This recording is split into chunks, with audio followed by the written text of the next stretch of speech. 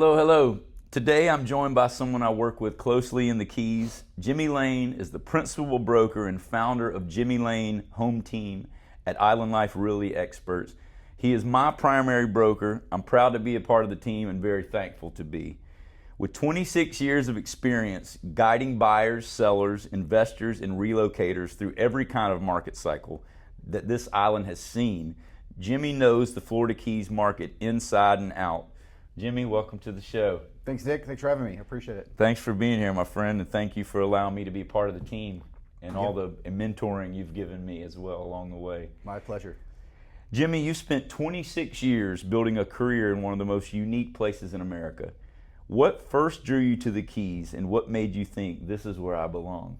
Well, the word is candy, and believe it or not, and when I tell people that story, they don't know how candy could bring you here. So when I was in college, about to graduate, I secured a job running a candy company.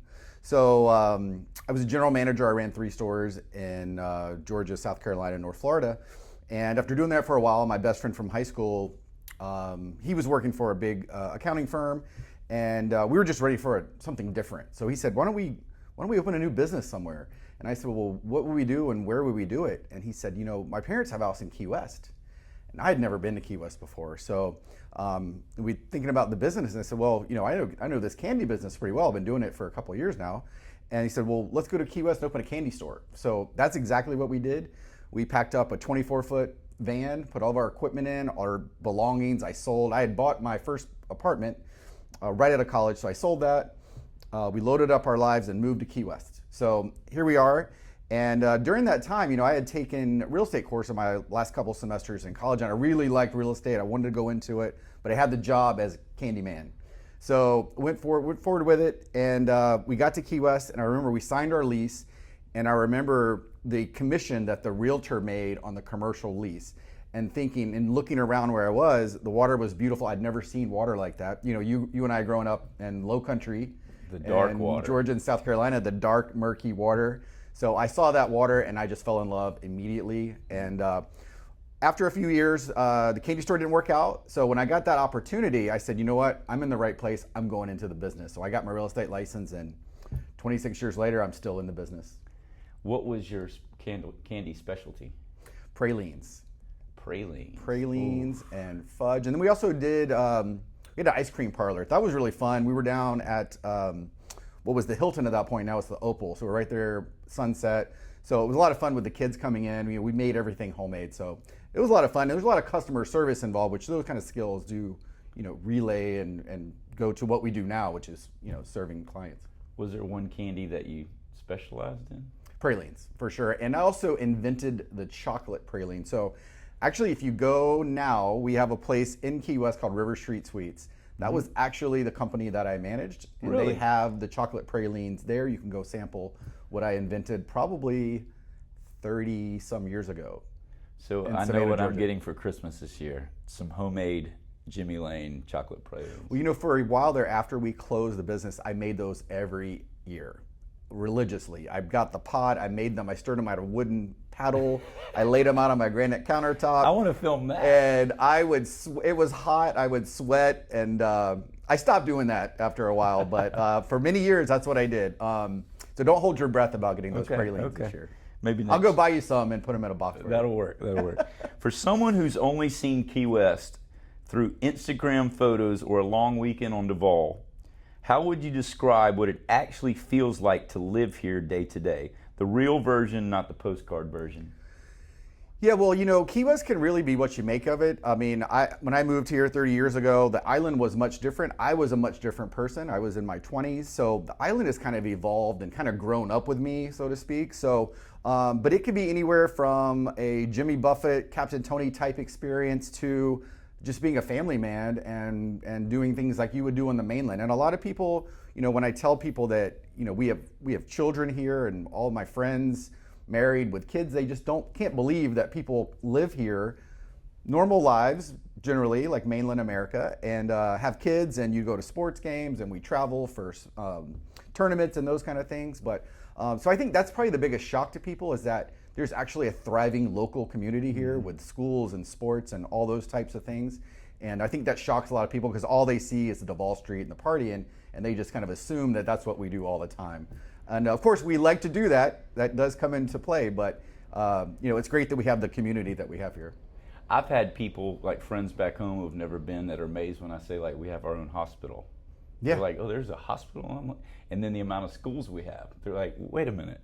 So that's always, you're right, that's always an interesting thing for people to realize that we're not just we're a tiny little island, but we have a whole thing going on that's a very great Yeah, and I community. think that's really why a lot of people, you can go, I mean, the people that buy here can buy real estate anywhere in the world, anywhere in the Caribbean, but they choose here. And I think it's because, it is so unique, but yet we do have a lot of the, the foundational things that people love about the United States. We've got a great school system, we've got a great community, we've got a hospital, we've got all the things that, and a lot of times you can't find those types of things if you go to the Bahamas or certain Caribbean islands. Like you really are going to have to, fly out to go to a hospital and all the things that you need to do. Probably not located there.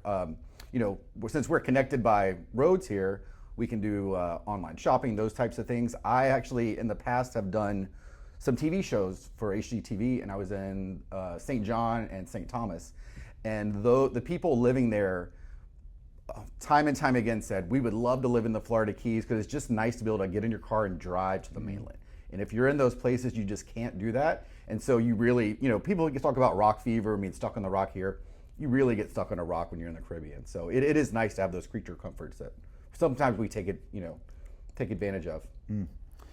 Here's something that confuses a lot of people looking at Key West from the outside. Prices are still high, yet some people are calling this a buyer's market.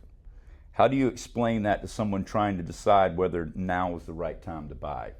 Yeah, it's a very strange dichotomy because the prices are still rising, but we're technically considered a buyer's market.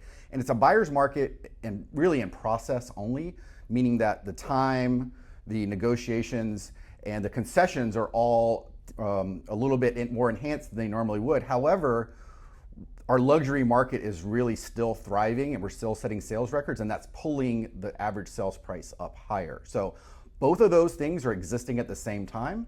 So it's almost like two different markets that we have. So you have the market of buyers that really need to get the financing, where financing now is getting really high and has shot up almost to 7% interest rate again. And then you have the market of the buyers who are not getting financing. We have more than half of our sales here are cash buyers. So those people really don't care what the rates are doing from day to day, but it does give them sometimes a little bit more leverage and a little more negotiating power. Well, so you just hit on this next question. One thing that seems to set Key West apart is how many buyers are paying cash. Who are these buyers and what's driving them to Key West now? Yeah, well, the word cash buyer, people say that and it's like some monolithic term, like who is this cash buyer? But the cash buyers really are just normal people that wouldn't really stand out in a crowd. I mean, they are people, probably a lot of them, our age and maybe older, our parents' age, who have worked their whole lives. They maybe have sold a business, or they've gotten a pension, or they've sold some real estate in a more expensive area and are moving money into our area. So, people would think, oh, you've got all these tech executives and all these people moving in, but it's really just normal people who like a little bit more laid back lifestyle than you would find in some of the other luxury markets like Naples or Miami Beach. We kind of find that people like a more low-key lifestyle, so we kind of attract those people. So that would be the profile of the cash buyer. But we do have a thriving, like we talked about, a thriving local community. We've got 26,000 people who live here, so there are a lot of locals who buy homes as well. We're homeowners, and most of our friends are homeowners. So both of those also can be true as well. We've got the monolithic cash buyers, and then we've got the locals who generally are getting mortgages. If someone walks into your office today and says, Jimmy, I want to buy in Key West, what's the first thing you tell them that they would never figure out just from scrolling like Zillow? Well, the first thing I have to ask them is if they're paying cash or they're getting financing, because that can really steer what we're looking for. Insurance is probably the biggest factor that people don't realize will impact their home purchase. Our average insurances here, we have 3 insurances. The average cost of those 3 is about $8,000 to $15,000 per year. can be much higher than that, can go up to $20,000, $30,000 per year. And a lot of people just aren't expecting that. So if they're getting a mortgage, then that conversation has to turn to elevation, the year built, wind mitigation, all those types of real technical terms that people have really never heard of. If you say elevation certificate or wind mitigation to most people, they're not going to know what you're talking about. All right. A lot of people are drawn to Key West with the idea of buying a vacation rental. Before they fall in love with that dream, what do they need to understand about short-term rentals? Yeah, we live in a place where every day can be a holiday, every day can be a vacation. And because our island is so little, it's so small, we're 2 miles by 4 miles, you're generally close to the water wherever you are. So just about every house on our island could be a vacation rental if they wanted it to be. However, about 20 years ago or so, the city stopped giving out any new vacation rental licenses. So they really tried to limit those to the commercial corridor, so basically Duval Street or Truman, and kind of move all of that commercial activity, that transient rental activity as we call it, people coming and going on a weekly or nightly basis, to the Old Town areas and keep it out of the neighborhood. So most people just assume, just like in most cities in the United States that aren't really a vacation rental destination, that you could just rent your house to anyone you want at any given time. So they kind of take that as a given, and they assume you're going to be able to rent this on a really short-term, nightly, weekly basis when you can't. So they don't realize about that, and they don't realize about our insurances. So those are probably the two biggest things that we have to educate people on, is vacation rentals and insurance. Which would be, can you quickly describe to them, the terms would be transient, non-transient? Yes. So yeah, transient rentals, which that's another word that trips people up. Transient just means that you can rent it for less than 28 days, basically. So anything less than 28 days is a transient rental, vacation rental, and there are very few of those licenses available. And what a lot of people don't realize is that, they believe they could just go and just buy one. However, the supply on those is very, very low, very little, and the price of those existing homes, those licenses, is very high. For example, we just closed one last week, was a 2-bedroom, 2-bath, a little bit over 800 square feet. In Old Town with a transient license. It sold for $2,150,000. So, we're looking at like $2,400 a square foot, which I believe is the sales record for Key West per square foot at this point that we just set last week. So that's what I'm saying, as we're still setting sales records in this buyer's market. It's not really price softness, it's just the amount of homes. So we have an 8 to 9 month supply of homes. So that by definition makes it a buyer's market. But no one's stealing any of these homes. They're still selling for top dollar, for sure. Let's flip to sellers for a second. Buyers are negotiating harder than they have in years. What should a seller do right now if they want to get strong offers without chasing the market down? Yeah, the best thing to do is price it right to begin with. So, in this market, we're seeing days on the market, the average time it takes to sell a house rise. We're seeing a little bit more concessions, like the amount that you have to come down off your price. We're seeing more of that, and that really is driven by how long it's on the market. So if you price it right, if you price it correctly, your first 2 to 3 weeks of marketing time are your busiest. You're going to get the most eyeballs, the most views, the most showings, and if you price it right, probably the most offers. So what people don't realize, if you price it right and maybe a little bit less than where you would think the market is, you're going to bring in more buyers, which is going to bring the prices up, because you're going to have people competing for your property. So that would be the biggest thing, is to price it right. And then, as we talked about, the luxury homes are doing well. So if you are in a luxury home, you're in the Old Town area, staging is probably more important than ever. We do a lot of that staging for people, and also, actually now we do a lot of it with AI. We can enhance properties a lot easier and a lot more cheap than we could in the past. It's very expensive to stage a home, but now with AI, we can do it fairly easily. We do have to make a note on that. We can't change a property too much, but we can let a buyer see what it might look like with some different colors or some different cabinets. With a table in the room, stuff like that. Those types of things. All right, for someone thinking about relocating, retiring, or buying a second home in Key West, what lifestyle trade-offs should they honestly understand before making the move? Well, First of all, size. So our houses just aren't as big as the houses on the mainland. I think that shocks a lot of people when they first start looking, is just how small everything is. And some bedrooms don't have closets and, those types of things. The yards are very small. So, that's probably the biggest thing, is just the size, the sheer size of the properties is a lot smaller. Secondly, it's really hard in Key West because our housing stock is older. It's so old. We have very little new construction. You're usually not going to get everything on your wish list. So don't be so rigid on your needs and your wants. Just have a little flexibility and realize that you don't really spend the majority of your time in your house like you would in the winter up north. You're going to be out a lot. So the house itself is not as important because you're not stuck in there. You're not snowed in. You're not stuck in there for 3 days. You're pretty much going out every day, leaving the house, walking, biking, boating, whatever that might be. So the house becomes a little bit less important than it would be in some Yeah, I've seen a lot of folks, that's actually what they're looking for more than the interior is the exterior of the house. The porches, the pool, because they know there's very few. I mean, we might be the only place in the country where you can be in your pool every day of the year.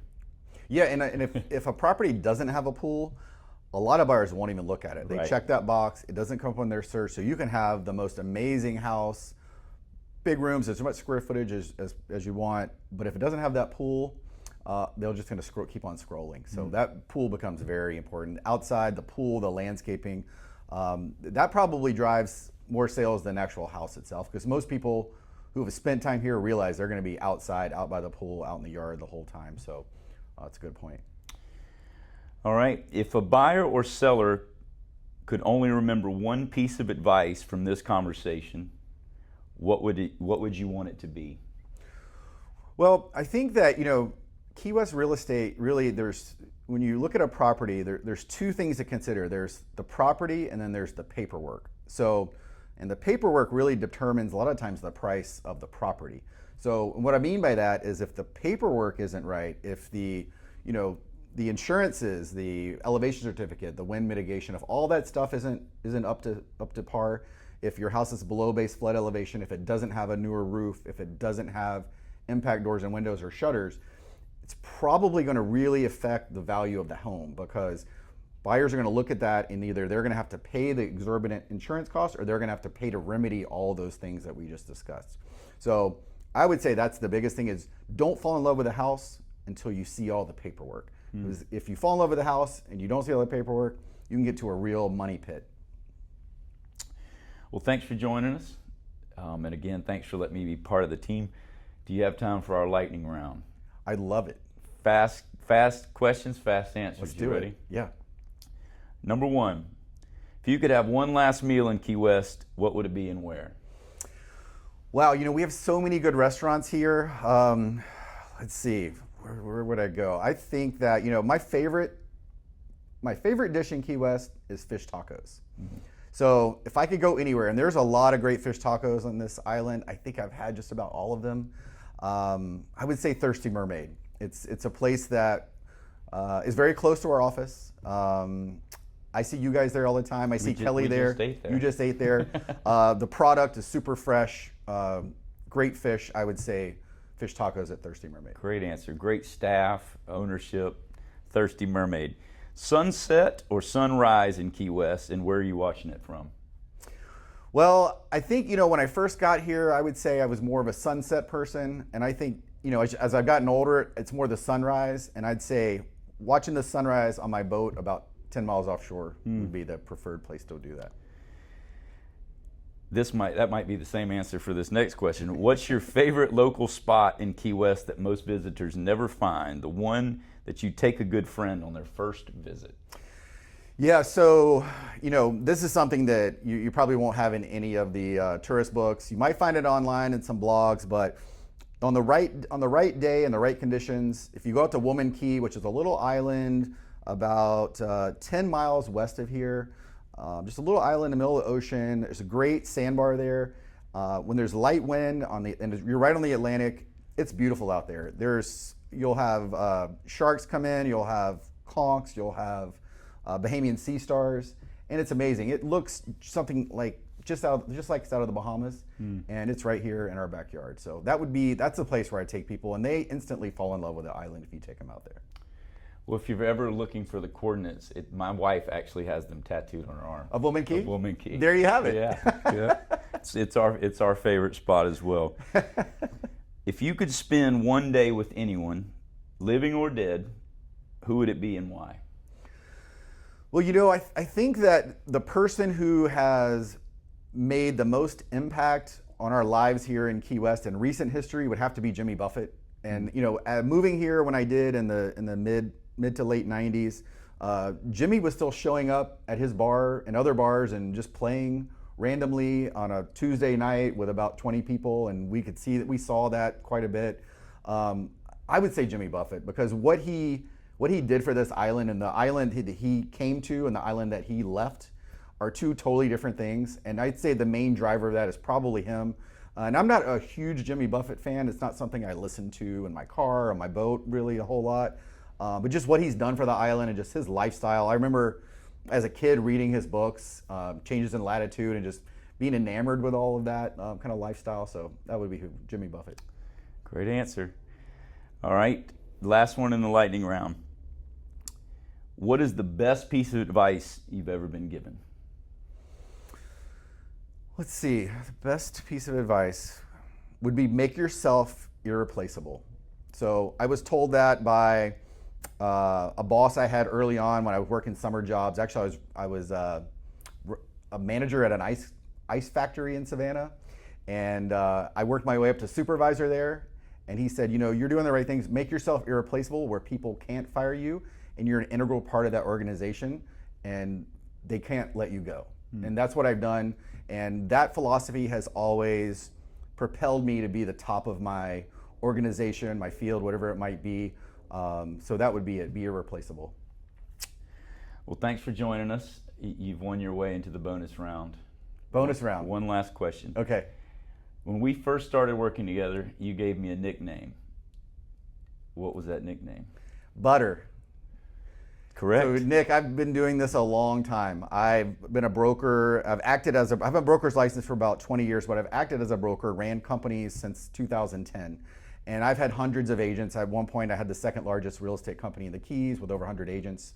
And I've never had anyone come into the business like you did and sell multi-million-dollar homes right off the bat.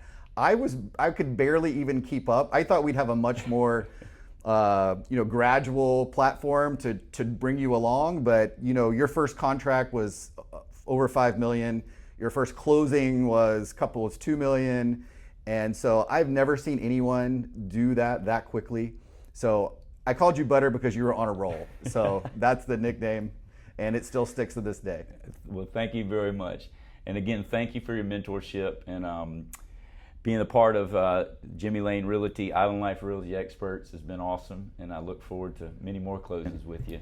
So tell everybody where they can find you online or contact you. Yeah, so the easiest thing is just put Jimmy Lane in Google or jimmylane.com. If you put either one of those, you're going to find me. I come up pretty much every entry under Jimmy Lane, so there it is. Awesome. Well, thank you guys for watching. Once again, Jimmy Lane, we appreciate it. Everybody have a good day. We'll see you next time. Thanks, Nick.